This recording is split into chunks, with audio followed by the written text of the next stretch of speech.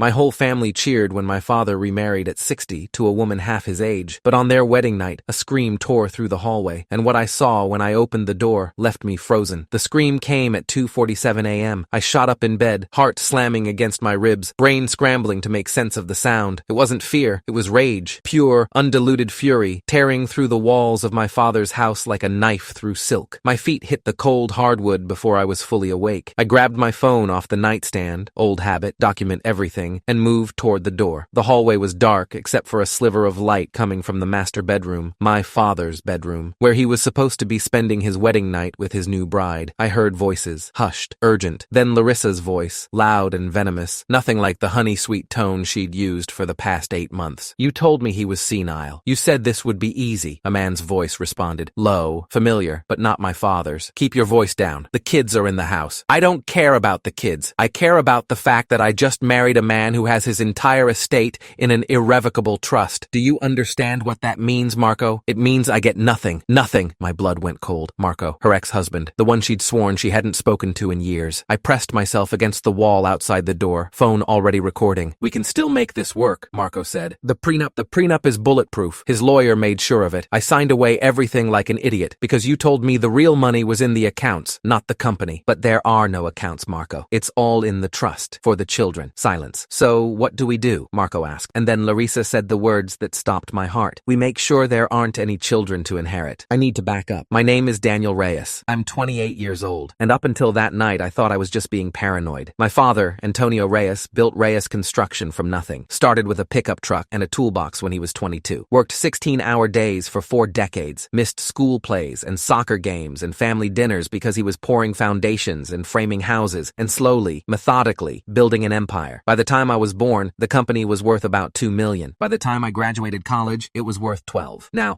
at 60, my father sat at the helm of a $38 million construction firm with contracts across 3 states. He'd earned every penny of it. My mother never got to enjoy the fruits of that labor. She died of ovarian cancer when I was 22, 6 years ago now. It was fast and brutal, 3 months from diagnosis to funeral. My father held her hand at the end, and I watched something inside him go dark and quiet. He threw himself into work after that. Said he didn't have time for dating. Said he was focused on us, me and my sister Elena. For 4 years, I believed him. Then Larissa appeared. She was 30 years old, with dark hair, green eyes, and a smile that made my father act like a teenager. They met at his gym, the fancy one downtown, where executives and trust fund kids pretended to exercise while networking. She was a wellness consultant, whatever that meant. Within 3 weeks, she was having dinner at our house. Within 2 months, she'd practically moved in. Within 6 months, my father was showing me the ring he'd bought her, a 3-carat princess cut that probably cost more than my first car. Everyone celebrated. My sister Elena was thrilled. "Dad deserves happiness," she said, eyes shining. "He's been alone for so long. Larissa is perfect for him." My uncle Victor clapped my father on the back at the engagement party. "Still got it, old man. She's a knockout." Cousins, friends, business partners, everyone smiled and toasted and told my father how lucky he was. Everyone except me. Something felt wrong from the beginning. I couldn't put my finger on it at first, just a vague sense of unease, a prickling at the back of my neck whenever Larissa was in the room. Then I started noticing things, the way her eyes darted around the house on her first visit, not admiring the architecture or the decor, assessing, calculating, like she was running numbers in her head. The questions she asked, never directly about money, she was too smart for that, but she'd steer conversations toward topics that gave her information. "Antonio, this house is so beautiful. Have you owned it long? Is it hard to maintain a property this size?" And later, "I love that you're so successful. Did you always know construction was your calling? How did you build the company so big?" The way she befriended my father's secretary, Maria, had coffee with her twice a week, innocent, friendly bonding, except Maria had access to every file in my father's office. The way she somehow ended up at the same restaurant as my father's accountant, Gerald, and struck up a conversation about tax strategies. "You're being paranoid," Elena snapped when I brought up my concerns. "She loves him. Not everyone is after Dad's money. She's 30 years old, Elena. He's 60. What do they even talk about? Maybe she's just attracted to successful men. Maybe she appreciates his experience and wisdom. Not everything is a conspiracy." I wanted to believe her. I really did. But I'd spent 4 years working in commercial real estate. I'd seen what happened to wealthy men who married women half their age without protection. Divorces that gutted family fortunes. Alimony payments that bankrupted businesses. Children cut out of inheritances they'd been promised their whole lives. I started watching more carefully. And the more I watched, the more certain I became. Larissa wasn't in love with my father. She was in love with his money. 3 months before the wedding, I hired a private investigator. His name was Raymond Cortez, former former FBI, 22 years of experience in financial crimes and fraud investigation. He was expensive, $400 an hour, but I'd saved enough money to cover a few weeks of work. I need you to look into someone, I told him at our first meeting. My father's fiancée. Her name is Larissa Bennett. Cortez took notes without judgment. What makes you suspicious? I laid it out. The questions, the networking, the gut feeling that something wasn't right. He nodded slowly. Gut feelings are usually based on something real, even if you can't articulate it. Give me 2 weeks. 2 weeks later, he called me into his office. Your gut was right, he said, sliding a folder across the desk. Larissa Bennett, born Larissa Vega, has been married twice before, both times to wealthy older men. Both times ended in divorce within 2 years. I opened the folder. Photographs, court documents, financial records. Husband number 1 was Richard Calloway, a retired surgeon in San Diego. Married in 2018, divorced in 2019. She walked away with $1.2 million in the settlement. How? He signed a postnup 3 months into the marriage after she convinced him their original prenup was insulting to their love. Classic manipulation tactic. By the time the divorce was finalized, his lawyer said he was so emotionally broken, he just wanted it over. I turned the page. Husband number 2 was Gregory Marsh, a real estate developer in Scottsdale. Married in 2020, divorced in 2022. She got $800,000 and a condo in Phoenix. Same strategy? Similar. She convinced him to add her to several accounts, then filed for divorce, claiming emotional abuse. There was no evidence of abuse, but the accusation alone was enough to get him to settle quickly to avoid publicity. My hands were shaking. There's more, Cortez said. I ran her phone records through some contacts of mine. She's been in regular communication with a man named Marco Delgado, supposedly her ex-boyfriend from before husband number 1. Supposedly. They were never officially married, but they've maintained contact throughout all her relationships. My guess? He's her partner. They identify targets, she does the marriage work, and they split the proceeds after the divorce. I stared at the folder. This is a professional operation, Cortez continued. She's done this before, and she's good at it. Your father is her biggest target yet. I need to tell him. Cortez shook his head. That's your call. But in my experience, men in love don't listen to evidence, especially not from family members with obvious ulterior motives. So, what do I do? You make sure your father is protected whether he believes you or not. Talk to his lawyer. Get the prenup ironclad, and document everything, because if this goes to court, you're going to need proof. I tried to talk to my father. It went exactly as badly as Cortez predicted. Daniel, I appreciate your concern, but you're out of line. My father's voice was cold. We were in his study, the same room where he'd told me about my mother's diagnosis 6 years ago. Larissa is the best thing that's happened to me since your mother died. Dad, just look at the file. The private investigator, you hired someone to spy on my fiancé? He stood up. His face was red. How dare you? I was trying to protect you. Protect me from what? From being happy? From moving on with my life? He shook his head. Your mother would be ashamed of you. The words hit like a physical blow. I found her other marriages, Dad. She's done this before. Twice. She takes money from wealthy men and— Get out. Dad, please, get out. I left. I didn't speak to my father for 3 weeks. With direct confrontation off the table, I shifted strategies. My father's corporate lawyer was a woman named Patricia Okonkwo, 26 years of experience in business law, estate planning, and prenuptial agreements. She'd been with Reyes Construction for 15 years and had helped my father structure the irrevocable trust that held most of the company's value. I called her office and made an appointment. Daniel, she shook my hand warmly. I was surprised to hear from you. Your father usually handles legal matters himself. This is personal. About Larissa. Her expression shifted, became careful. I'm aware of your father's engagement. He asked me to draft a prenuptial agreement. How strong is it? Patricia studied me for a moment. You're concerned about her intentions. I have evidence that she's done this before. Married wealthy men, manipulated them, walked away with significant assets. I slid Cortez's folder across her desk. She opened it, read for several minutes in silence. When she looked up, her face was grim. This is concerning. Can you protect him? The prenup I drafted is solid, but it's only as good as the enforcement. If she can convince your father to modify it after the marriage, or if she finds other ways to access his assets, she trailed off. What ways? The company itself is safe. It's held in an irrevocable trust for you and your sister, but your father still has personal accounts, investment portfolios, real estate in his individual name. If she gets added to those accounts, or if she can establish a claim to marital assets, how do I stop that? Patricia leaned back. The honest answer? You might not be able to. Your father is a competent adult. If he chooses to add his wife to his accounts, that's his legal right. Even if she's defrauding him, fraud is hard to prove. And by the time you prove it, the damage is usually done. I felt sick. There is one thing, Patricia said carefully. The trust, the irrevocable trust that holds the company and most of his significant assets, is untouchable. Larissa can't access it, can't modify it, can't claim any portion of it in a divorce. The trust is structured to pass directly to you and Elena upon your father's death. So the company is safe. The company is safe, but that only matters if your father is alive to manage it. She paused. I'm not suggesting anything, but if Larissa's goal is the full estate and the trust blocks her access, she might start thinking about other approaches. The implication hung in the air. You You think she might hurt him? I think you should be very careful, and I think you should document everything. The wedding was scheduled for June 14th. As the date approached, I became increasingly desperate. I'd tried talking to my father, tried going through his lawyer, tried explaining my concerns to Elena, who accused me of jealousy and refused to speak to me. I was running out of options. 2 weeks before the wedding, I found one more piece of evidence. It happened by accident. Larissa had left her laptop open in the living room while she showered. Careless. But she'd grown comfortable, confident. She thought she'd won. I walked past it on my way to the kitchen, glanced at the screen, saw my father's name. I stopped. The email was open. From someone named Marco. Almost there, baby. 2 more weeks and we're in. How's the old man doing? Her reply, sent that morning. Totally in love. He'd do anything I asked. I'll be on the personal accounts by the end of the month. The company's locked up in some trust, but the liquid assets are worth at least $8 million. That's 4 each after the divorce. Another email. From a week earlier. He has no idea. His kids are clueless. The daughter's basically my best friend now. The son suspects something, but the old man won't listen to him. This is too easy. My hands shook as I screenshotted everything. I photographed the email chain, forwarded the screenshots to myself, put the laptop back exactly as I'd found it. Then I went to my car and sat in the driveway for 20 minutes, trying to breathe. I had proof now. Real, undeniable proof. But I knew my father wouldn't believe it. He'd say I faked it, say I hacked her email, say I was willing to do anything to sabotage his happiness. I needed a different plan. I needed to expose her in a way that left no room for denial. The wedding was beautiful. Backyard ceremony at my father's estate. Fairy lights strung through the old oak trees. White chairs arranged in neat rows. A string quartet playing Pachelbel as the guests took their seats. Larissa walked down the aisle in a designer gown that probably cost more than my first year's salary. She looked like an angel. Radiant. Innocent. The perfect bride. My father cried during his vows. 60 years old. Built like a linebacker. And he cried like a child as he promised to love and cherish her forever. I stood in the front row, watching, waiting. The screenshots were on my phone. The recordings I'd made were backed up to 3 different cloud services. I'd planned to expose her at the reception, make a toast, play the recordings for everyone. But as I watched my father's face, so happy, so vulnerable, so desperate to believe that love had found him again, I hesitated. Maybe I was wrong. Maybe there was an explanation. Maybe Larissa really did love him, and the emails were just, I don't know, some kind of misunderstanding. I didn't make the toast. The reception ended. Guests went home. My father carried his new bride over the threshold of the master bedroom. I went to bed telling myself I'd figure it out tomorrow. And then, at 2:47 a.m., the scream tore through the house. I was still standing in the hallway, phone recording,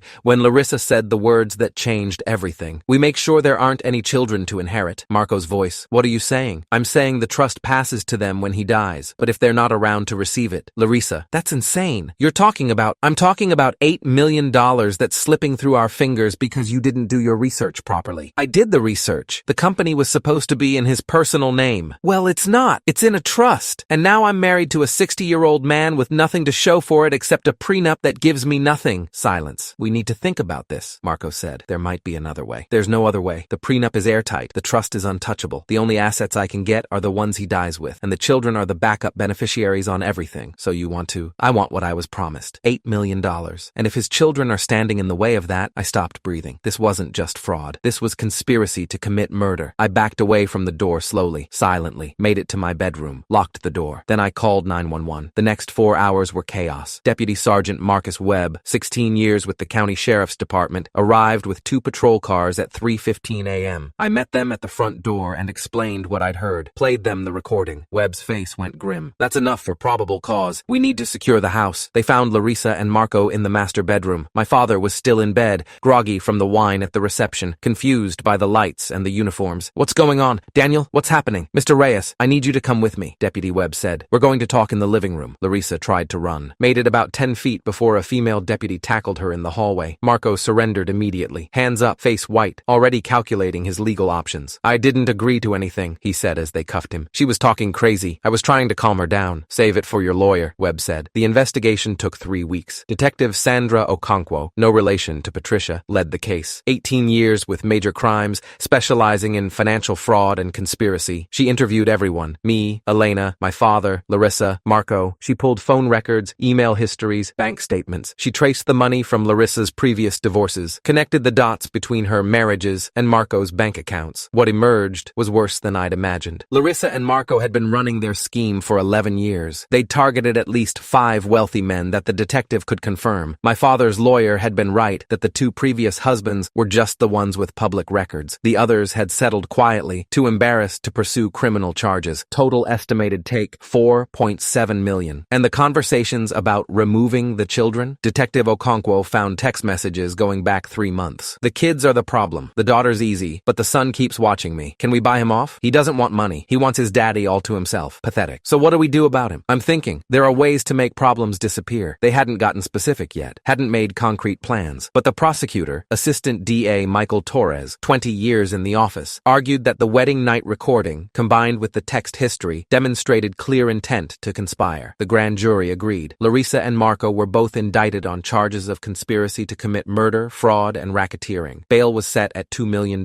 each. Neither of them could pay it. My father aged 10 years in those 3 weeks. He didn't speak to anyone for the first few days, just sat in his study, staring at the wall, trying to process the fact that the woman he'd loved, the woman he'd married, had been planning to kill his children. When he finally emerged, he came to find me. Daniel. I was in the kitchen, making coffee. I turned around. My father looked broken, shoulders slumped, eyes red-rimmed. The confident, powerful man who'd built an empire from nothing looked like a ghost. I should have listened to you, he said. His voice cracked. You tried to warn me. You hired an investigator. You found evidence. And I called you. I said your mother would be ashamed. Dad, I was so desperate to feel something again. After your mother died, I thought I wanted to believe someone could love me. I wanted it so badly that I ignored everything else. He was crying now. My 60-year-old father, standing in his kitchen, crying like a child. I crossed the room and hugged him. It's okay, Dad. You're okay. We're all okay. She was going to kill you, both of you, my children. She didn't get the chance. We stopped her because you were paying attention, because you didn't give up even when I pushed you away. He pulled back, looked me in the eye. I'm so sorry, Daniel, for everything I said, for not believing you, for choosing her over my own son. You didn't choose her. You were manipulated by a professional con artist. That's not your fault. I should have been smarter. You were in love. Love makes everyone stupid. He almost smiled at that. When did you get so wise? I learned from you. The important stuff, anyway. The trial lasted 2 weeks. Larissa's defense attorney tried to argue that the wedding night recording was taken out of context, that she was just venting frustration, not actually planning violence. The prosecutor played the text messages. The jury deliberated for 4 hours, guilty on all counts. Larissa was sentenced to 15 years in federal prison. Marco got 12. He'd cooperated somewhat with investigators, naming other potential victims. The judge, Honorable Patricia Vasquez, 28 years on the bench, had some words during sentencing. Ms. Bennett, you systematically targeted vulnerable men for financial exploitation. You manipulated their emotions, abused their trust, and ultimately conspired to commit violence against innocent people. Your actions represent a profound betrayal of the most basic human decencies. Larissa didn't respond, just stared straight ahead, mask finally gone, nothing left but cold fury. The court hopes that your time in custody provides opportunity for reflection on the damage you've caused, but frankly, Ms. Bennett, I doubt you're capable of such reflection. She was led away in handcuffs. I watched her go and felt nothing. No satisfaction, no triumph, just a hollow emptiness where the anger used to be. Epilogue. It's been 14 months since the wedding night. My father sold the estate. Too many memories, he said. He bought a smaller place closer to Elena and her family. He's retired from day-to-day management of the company, though he still comes to board meetings and offers advice when asked. The trust held every penny of it. Larissa never got a single dollar of what she'd spent 8 months trying to steal. My father and I are closer now than we've ever been. We have dinner every Sunday, talk about business, about family, about my mother. He started dating again, slowly, carefully, with my full knowledge and approval. She's a retired teacher he met at a grief support group. Her name is Margaret, which he says feels like a sign. Elena apologized for not believing me. We're working on rebuilding our relationship. It's slow, but it's happening. The company is doing well. We landed 3 major contracts last quarter. My father's legacy, 40 years of work, built from nothing, is secure. And sometimes, late at night, I think about that hallway, about pressing myself against the wall, phone recording, heart pounding, listening to a woman plan my death with the same casual tone she'd used to order takeout. I think about what would have happened if I'd gone to bed, if I hadn't heard the scream, if I'd decided to wait until morning to deal with my suspicions. I would have died, my sister would have died, and Larissa would have walked away with everything my father built. She thought she was smarter than everyone, thought she could smile her way into our family, extract what she wanted, and disappear before anyone noticed. She forgot that some people pay attention. She forgot that love doesn't make everyone blind. And she forgot the most important thing about families built on hard work and sacrifice. We protect our own.